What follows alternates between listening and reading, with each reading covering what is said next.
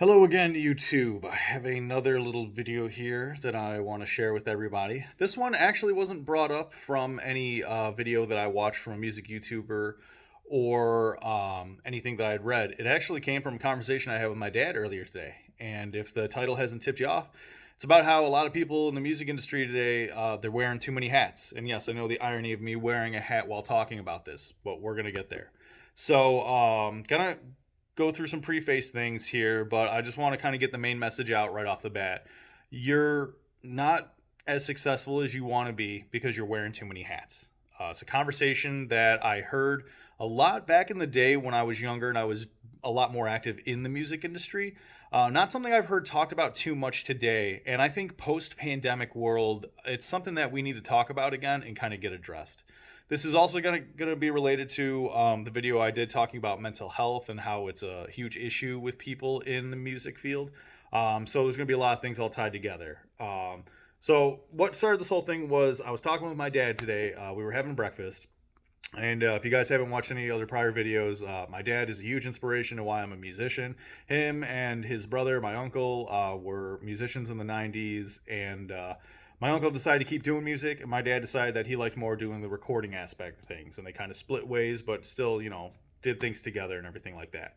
So what he does from time to time is he runs sound and does some video projects and everything. He's getting a little bit older there, not doing them as much as he used to. But there's this guy that he works with. I'm not going to name drop because I don't want to necessarily talk bad about anyone.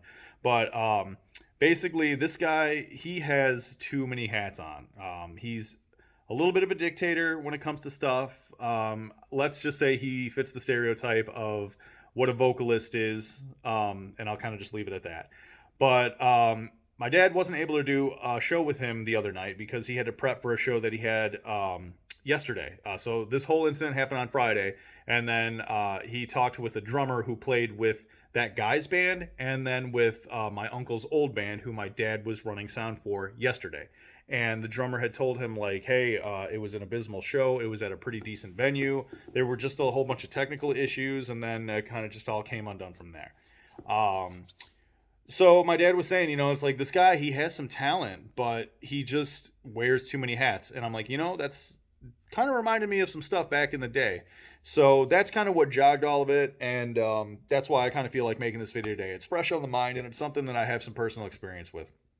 So we'll segue into kind of my personal experience with that, right? So my dad, when he decided that he wanted to do the video and audio recording aspect of like band stuff, he ended up starting his own company a year before I was born. So at about 12, actually a little bit earlier, maybe about 10 years old, I started taking a real interest in photography. I had been singing since basically birth. I had been playing harmonica because my dad played harmonica and he always left them around the house, and I kind of learned over time. And I had been playing drums on and off. We still didn't have a drum kit yet, but I was in my high school, or not my high school, my elementary and middle school percussion band. So I was doing music stuff, but I was really interested in photography, and my dad noticed. So because he was doing a lot of video stuff, he knew photographers. He got me a cheap camera, and I started doing the stuff, and I really loved it. And eventually, he started showing me how to do videography. And then as time progressed, and I started getting more interested in music, he started showing me the audio aspect of things. So I had a good background of audio and video stuff, hand in hand with my music skills. And then as I got older, I found I was relying on those when I was starting to do a lot of recordings, when I was starting to do band stuff, and I very quickly realized my limitations on this. So when I started my blues trio and we started getting big, I was not as good of a musician as I could have been or should have been because I didn't practice that much. I didn't go out and do the things that I should have. And I was also a multi instrumentalist, so I had to divide all of my skill between 4 different instruments. But I still went through and did it anyway. When I was setting up and doing all these shows, like every musician on the small scale knows, like you got to bring your own sound stuff. You got to, set up your own amps. You got to do all these things, right? I knew a little bit about audio and how to maximize the sound that I wanted, find the tones that I needed, and things like that. And I even kind of knew how to approach the sound guy at these venues and kind of just be like, hey, man, so I kind of need a little bit more treble on my voice, and I don't like using effects, and my guitar amplifier, it's going to need a little bit more mids, little things like that. It was guides. It wasn't me flat out saying, hey, this is how I like my tone, this is how I want my stuff, because I learned at a very young age to kind of trust the sound guy. And from running sound for bands, I knew that like sound people don't really like when you step on their toes. And you don't want to piss off a sound guy. Like, let me just go on a quick tangent. The sound guy is not your friend, but you do not want him to be your enemy. All right. He has to deal with a bunch of shit every day. Set up. If he asks if there's anything you want him to do, be very courteous about it. Don't be demanding. 9 out of 10 times they'll help you out. And if there's any issues, they'll try to help you out and make you sound good. If you piss them off, you're going to have a shit show whether you play your best or not, because it's going to sound like shit. I guarantee it. Anyway, going back. So, I kind of realized, like the limitations of where I was at. Like I felt I really needed to deliver a quality show slash product. So I wanted to double down more on my time on being a better musician, not necessarily as an audio engineer. Then we started recording our stuff. My drummer at the time, he was going to school to be a recording artist. I had already done some session work with recordings, and I kind of knew a little bit about how the recording process was. But I decided to let my drummer take over on that role because he was going to school. He knew a lot more things. A lot of the information I got was kind of just secondhand. And I'm just like, I kind of know how I want to record, my setup. I kind of know how I want to mix things, but I'm not as skilled. And it was quite a humbling experience when me and him would work together on things. We'd have drastically different views on stuff, and there came like some arguments from it. But at the same time, he had a better vision and knew how to get there versus me. It was more like, I kind of have an idea and now like I'm going to hyper manage it. Almost a little bit like how John and Paul did the Sgt. Pepper's things. Like John was very like, hey, this is the sound I want. Go and fucking figure it out. And Paul was like, hey, no, this is exactly how I want it to go. We need to do it like this and blah, blah, blah. So it was kind of our dichotomy. Eventually, I just realized it's going to be better for everyone if I just have a hands-off role and trust in my drummer. And that's what we ended up doing. So I was kind of getting reinforced that it's like, hey, just because you have these skills doesn't necessarily mean that this is something you're going to use a lot. All right. It's good to have them. It's good to know them, especially now in 2023 when you are basically doing everything yourself. But there's still limits to it.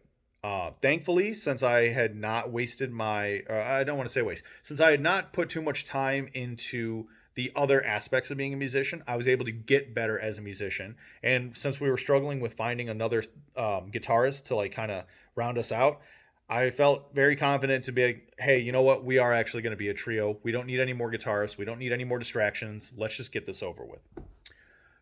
Fast forwarding a couple of years later, I ended up going to school for broadcasting and communications, and it was really just kind of certify all the years of experience that I had doing the audio and the video thing.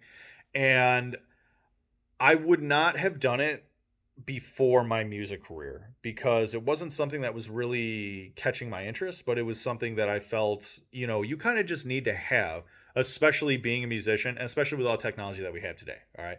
So with all that stuff kind of being said, I'm going to unleash some secrets here. It's not hard being a musician in today's modern world. What's really hard is to stand out. And you're probably going to be like, duh. But I don't think we really realize this, right? So let's take the video aspect. What am I doing right now? I am holding this phone and I'm going to release something that's virtually unedited to the masses to hopefully drum up some publicity, right? If I was a musician in this aspect, I could literally just set up this phone, have like a bare bones audio interface plugged into my computer, hook all of our instruments up to it, and we could basically do a music video. And depending on how many takes it does, we could probably just do it in one go, upload it, and then get some publicity. Not really a lot of skill required, right? And not to diminish any music YouTubers or anyone who does this things. Trust me, I know how difficult this stuff can be when you want to deliver a high polished quality product. But we're kind of in that industry today where we don't need to. I mean, look at the trends of TikTok, Instagram, things like that. You can do short bursts of stuff, and as long as you have that ability to catch someone's attention, doesn't matter what the quality's like. So how do we take that and expand it, right? So now we look at the audio stuff. We look at the recording side of things. Session work sucks. All right. Recording in the studio most times is abysmal unless you and your group are not only super tight, but very chill with each other. You will find flaws and cracks with everyone's play style and how they like handle criticism within the first 2 hours of a recording session. It's an experience you guys need to have if you want to generate things long term. But I will say, I've heard a lot of times a band can implode simply from trying to do a recording session for something as simple as a single. Um, if it happens, it happens, but it's a rough thing. You want to bring your best. And we have that luxury of doing take after take after take after take, but it also leads you into this mentality of like, oh, well, if we could fucking edit it in post, then that kind of detracts from your musicianship, right? We should all strive to be better musicians. That doesn't necessarily mean we have to think of it like our music is a product and we have to make a better product. No, we need to learn, we need to engage, we need to create, we need to work with others. That's how we become better as musicians. Let's kind of remove the product aspect of what we're doing with music for a second and just focus on our musicianship.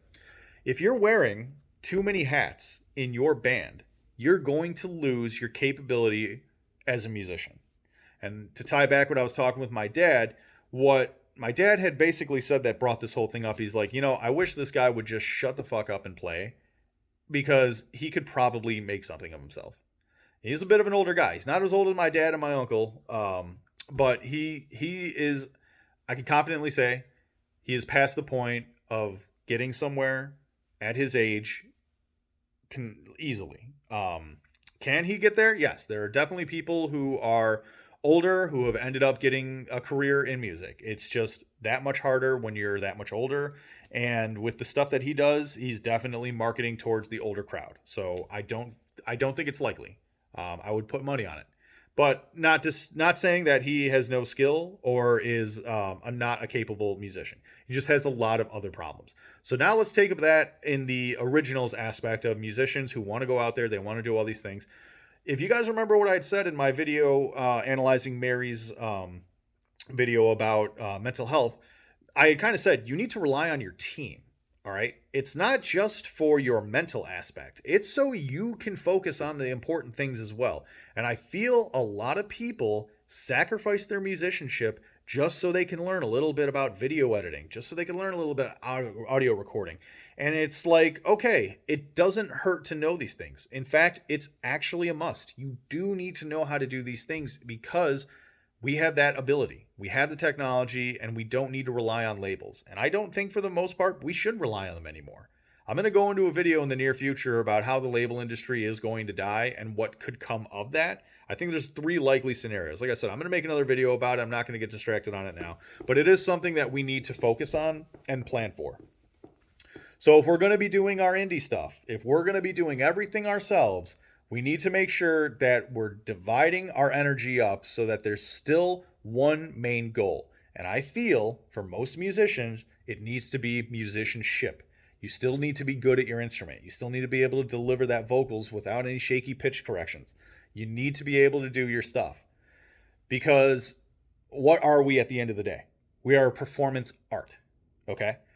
The audience, the people who are going to see you, they don't know anything about sound, all right? Maybe a handful do, but it doesn't matter because their collective ability is 0. That's how it is in a group mentality.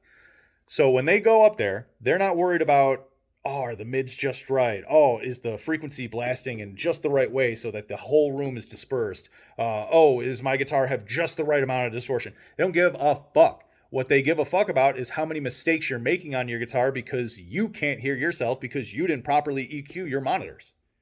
That's what they care about. And you're probably like, oh, well, then that's why I should do some more audio stuff, right? No. That's why you need to know your part. You need to know the song. You need to know how to work with your band so you can feel confident that you don't need to rely on your monitors. The monitors are a backup. They're not something you should be relying on. And I feel the same way about click tracks. Quick side note. As a drummer, and I would still say that drums are probably my most skilled instrument, I don't play with click tracks. I will never absolutely use click tracks because there is a noticeable diminish on a product. Now, on recordings, it's different, but live, I've seen musicians who use a click track, and I'm telling you, there is a level of spontaneity that you just cannot have with a click track. That's not to say there are some superb bands out there who play to a click track every night and it's second nature. When you play with it that frequently, it will become second nature and you won't need to worry about it. But on the lower end scale, kind of more where I've been and what I've seen, a click track tends to make things a little bit more complicated. That's a personal opinion. I'm sure a lot of people don't agree with it. That's totally okay. I'm more of an old school kind of guy anyway. I want the spontaneity. I want the creativity. I want the musical elements that everyone's delivering. And a song can vibe just a little bit. I'm not talking about wild time shifts and we're screwing everything up. I'm talking about a natural ebb and flow of things. Almost a bit like with classical music and how a conductor may just a little bit speed things up, may just a little bit slow down some things. It's all about trying to get the whole performance and capture it. And I feel a click track detracts. But that stuff aside, you don't need to worry about having those things if you are a competent musician with a competent group. So, let's dial everything all in together, realize where we're at, realize all the things that we need to do. If you're utilizing your team, you have more time and you have more energy to focus on your musicianship. If you don't have that luxury, we need to start figuring out what's going to give. Using me as an example, when I was doing my recording sessions, I trusted my drummer after a degree that this album was going to get done his way. I just wanted to record. I just wanted to knock out everything. I also had some other issues I had to do as well, right? My team consisted of my band. My drummer was doing a lot of recording and editing. My bassist was doing a lot of publicity. I was booking a lot of shows. I was trying to make sure that after our album got out there, that we were doing stuff. We had a radio interview, I think it was 2 or 3 weeks. I think it was 2 weeks before we recorded our album. So we were obviously trying to drum it up. Then we recorded our album and we had like maybe 1 or 2 shows lined up. So I wanted to bust my ass and get out there and be like, hey, I want to find a venue that could really do a good solid album release. And I was able to do that because I didn't waste my time on bickering with my drummer about how I wanted my stuff recorded.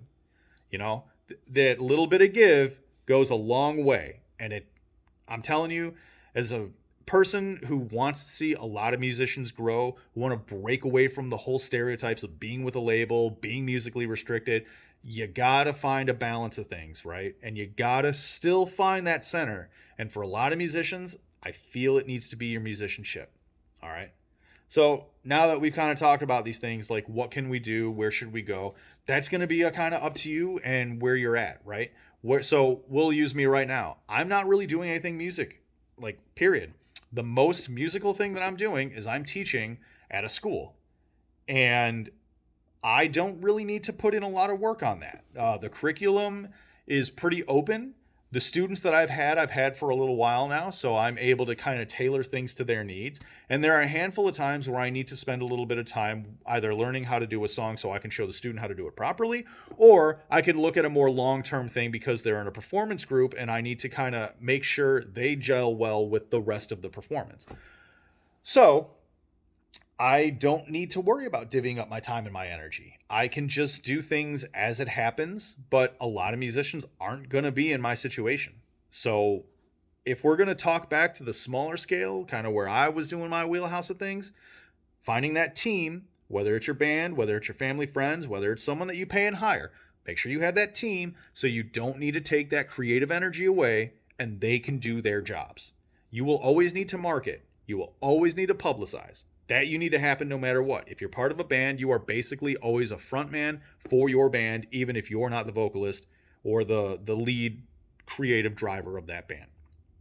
But having a publicist who does all your social media stuff, does all your marketing, does all your merch, that makes things substantially easier. When you're in a recording studio, trust the recording artist. Trust the mixing, the mixer. Like, don't worry too much about it. You're already going to fucking hate your life after you've done the same song 10 times because you keep fucking up intros or whatever it is.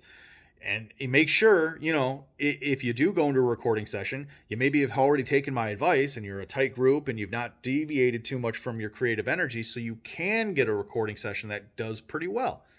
You record the product pretty well. You don't go over budget because, they charge you by the hour. And you don't get into arguments with either your bandmates or the recording person because you want it a special way. It'll get there, all right? As someone who used to be very tied to perfectionism, it's hard to let go, but when you do, I'm telling you, like, everything just gets so much better. That stuff aside, right? When you're at a show and you're playing live, trust the sound guy. Don't worry about it. If you want to give him a little bit of direction, cool. Be courteous about it. It will come back and bite you to the ass if you get off on the wrong foot. I'm telling you, every fucking time. If you have a videographer, if you have someone who's going to record you, trust them to do their stuff, man. Publicity is one of the biggest things that helps you. So if you are too demanding and you piss off the videographer and they're not giving you flattering shots, or they kind of miss something, like that's a spontaneity that you're not going to be able to recreate. Maybe you can do it the next show, maybe you can't, but you got to have a level of synergy with them. So you just stay like, hey, at the third song, 2 minutes in, our guitarist is going to do this really wacky thing. If you can catch that, great. Otherwise, free roam, do your thing, jump up on stage, whatever you want to do, just get the shots. That's kind of the best way that you can go about it. Now, I'm a very creative individual. I have detailed plans for how I do my things. And I also wear many hats myself. I have a gaming channel on YouTube and I have a cinematographer channel on YouTube. But they don't really overlap. What I've learned in my time is that these hats, they all are different hats. Completely. They all work on the same head. They all fit on the same head, but they are all drastically different things that get me different goals. And every now and then, I have the creative energy to spare to wear those hats. Most times I don't. And when I was doing music, I definitely didn't have it. Now, as I'm older and I'm not doing music as much, I can bounce between all these different things. And I'm also not expecting anything to get really far. I wouldn't imagine you're probably in the same spot. You're probably that lower tier musician, or the lower to mid tier musician who is really struggling to get themselves out there and do stuff. And this is the single biggest reason I have seen in recent years as to why musicians aren't successful. They wear too many hats, they stress about too many things, their musicianship drops, and then they don't stand out. I can't tell you 100% that you're going to make it in the music industry if you have a niche or a gimmick or outstanding showmanship and performance. What I can tell you is that life has a way of always kind of working out. Maybe some people want to call it luck. Maybe some people call it destiny. If you're going to get successful, you will get successful. But why not give our chances a little bit better of a boost by always being able to deliver a quality product? So that's kind of my stuff on it. I feel I probably could have got a bit more detail on things, but it's hard to know when I'm not really a part of the music field anymore. I have some younger musicians that I teach who are getting to the age now where they're going to start doing a lot of indie stuff. They're getting towards 18 and things like that. So they'll have the ability to do these things. But since I'm kind of out of touch, I'm really just at the mercy of, old knowledge on top of what I'm seeing from music YouTubers, from the stories that I'm reading on social media and things like that.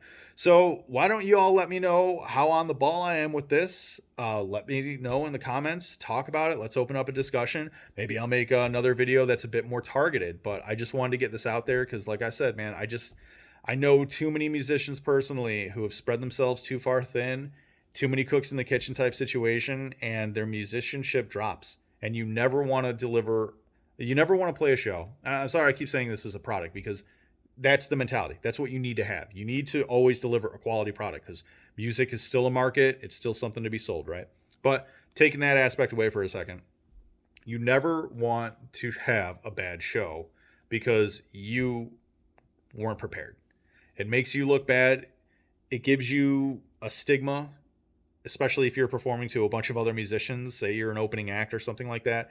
Every musician always criticizes. Some verbalize it, some are very polite and they don't say anything, but I'm telling you, everybody does it. That shit is going to spread like wildfire. If you have one bad show at a decent venue, you're going to find shows are harder to get the next time around. You're going to find people aren't going to be showing up as much. You're going to hear some things from the musicians.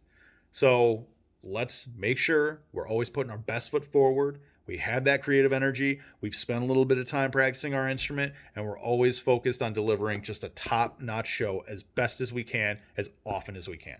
That's what's going to get you out there. That's what's going to make the chances that much better for you. So let me know any personal stories down in the comments. And like I said, maybe I'll do a part 2 that's a bit more tailored towards what's going on. I just don't want to make something that's about me going over things that happened to me 10, 15 years ago. I only have fleeting instances of what's going on. But like I said, after the pandemic, I think people forgot about this and they got some more focused on wanting to do things and just deliver.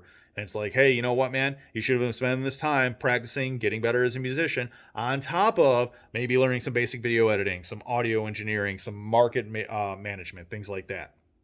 So let's see. Maybe I mean, this is our first year after the pandemic, where we're in summer right now. We'll see how musicians are, and we'll see how many people have actually ended up doing that. You know. But yeah, thank you all again for sitting through these long ones. I'm going to try and condense these a little bit more in the near future, but bits and pieces kind of thing. Other than that, y'all have yourselves a good one.